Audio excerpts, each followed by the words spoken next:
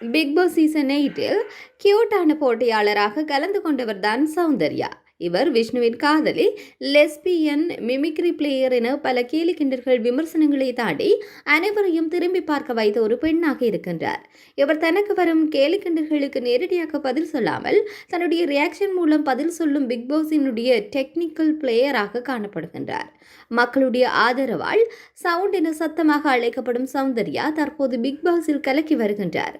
1995இல் கர்நாடகா பெங்களூரில் பிறந்த இவர் சின்ன வயசிலேயே சென்னைக்கு வந்துள்ளார். அங்கேயே ஸ்கூல், காலேஜ் என்பவற்றை முடித்திருக்கின்றார். சின்ன வயதிலிருந்தே வாய்ஸால் பல சர்ச்சைகளை சந்தித்துள்ளார் சௌந்தர்யா.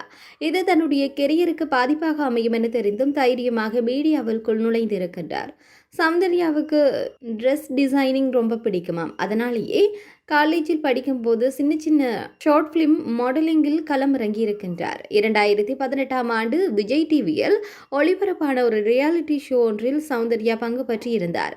ஆனால் அதில் பார்ப்பதற்கு தலைமுடியை கட்டையாக வெட்டி ஆண்களின் தோற்றத்தில் காணப்பட்டார். அதன் பின்பு 90 என்ற படத்தினூடாக நடித்திருக்கின்றார் சௌந்தர்யா. மேலும் தர்பார், ஆதித்யவர்மா, காலங்களில் அவள் வசந்தம் போன்ற படங்களில் தொடர்ச்சியாக நடித்திருக்கின்றார். சௌந்தர்யாவுக்கு அப்போதிலிருந்தே பிக் பாஸில் பங்கு பெற்ற வேண்டும் என்ற ஆர்வம் காணப்பட்டது.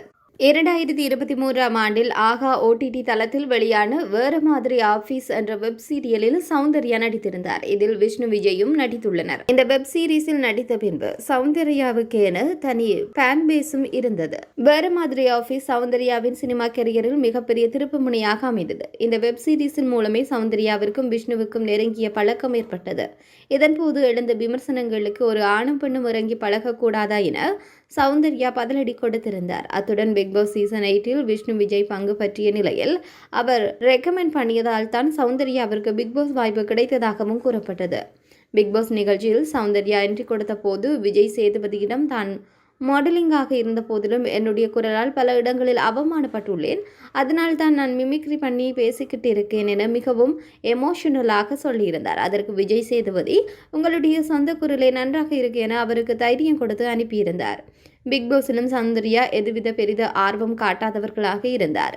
ஒரு கட்டத்தில் அவருடைய வாழ்க்கையில் நடந்த மோசமான சம்பவத்தை பற்றி தெரிவித்தார். அதன் பின்பு சௌந்தர்யாவிற்கு ஏராளமான ரசிகர்கள் உருவாகினர். மேலும் இந்த நிகழ்ச்சியின் மூலமாக அவர்களுடைய பேக்கரியும் ரொம்பவே ஃபேமஸ் ஆகியுள்ளது. தற்போது பிக் பாஸ் சீசன் 8இல் இறுதி ஃபைனலுக்கு 8 போட்டியாளர்கள் கலந்து கொள்ள இருக்கின்றனர். இதில் சௌந்தர்யாவும் முக்கிய போட்டியாளராக இருக்கின்றனர். இவர் வெற்றி பெற வேண்டும் என பலரும் ஆதரவு தெரிவித்து வருகின்றார்கள். எனவே சௌந்தர்யாவின் 8 வருட போராட்டத்திற்கு வெற்றி கிடைக்குமா என்பதை பொறுத்திருந்துதான் பார்க்க வேண்டும்.